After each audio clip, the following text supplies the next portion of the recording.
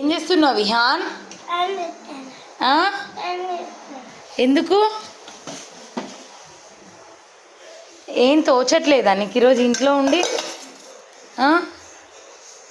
Exams ఉన్నాయి, చదువుకోవచ్చు కదా నాన్న. ఎందుకు? అనిత వస్తుంది కదా వాష్ చేయడానికి. మరి రోజు చేస్తావా?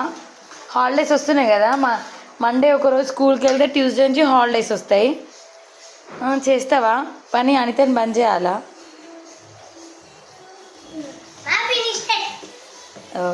ఇంకా ఉంది నాన్న, ఇంకోటి ఇవ్వనా విజయ్? ఇంకోటి ఇవ్వనా? నీకు అట్లా వాష్ చేయాలని ఎవరు చెప్పిండ్రు?